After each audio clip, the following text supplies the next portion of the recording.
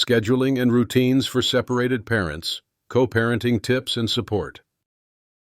Discover practical tips for managing schedules and routines after divorce. Get actionable advice and find hope through divorce support and resources. Balancing scheduling and routines for separated parents. Hey, so I wanted to chat with you about something I think a lot of people going through divorce or separation don't get enough support with: managing schedules and routines when you're co-parenting. It's honestly one of those hidden challenges that can make or break how smoothly things go for both the parents and the kids.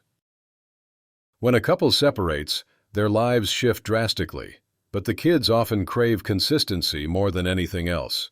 So, establishing clear routines and scheduling is seriously key. It's not just about knowing when the kids will be with each parent, it's about building a system that everyone can lean on and trust. One big piece of advice I always offer in divorce counseling or for anyone seeking divorce help is to remember, the schedule isn't just a list of dates and times, but a foundation of stability. And let's be honest, when things are hectic emotionally, having that structure helps calm the chaos. Start with a clear custody calendar.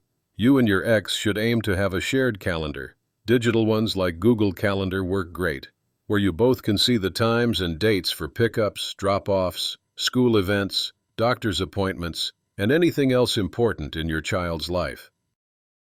Stick to routines as much as possible.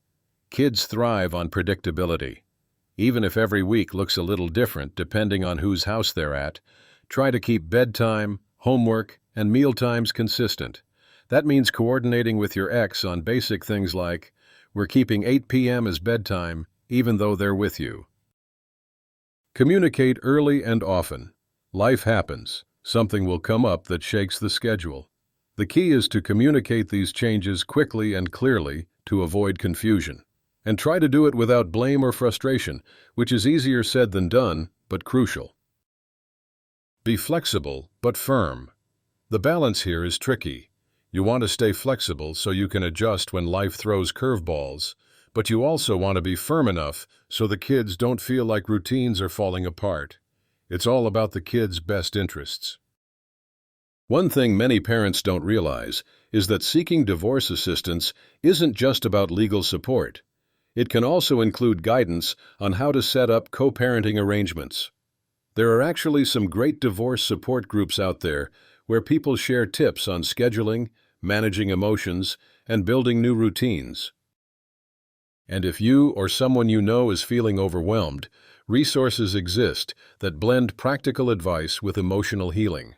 For example, the book Brokenness and New Beginnings offers thoughtful support for navigating these tough transitions.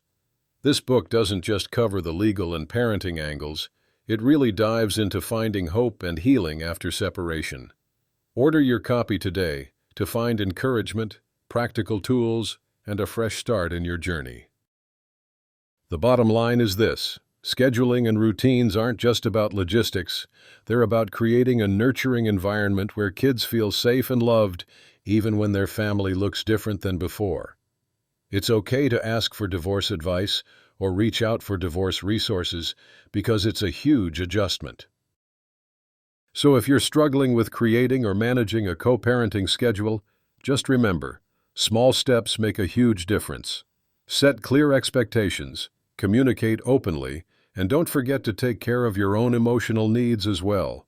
And if you can get some help, whether that's from a counselor, support group, or a book like Brokenness and New Beginnings, do it.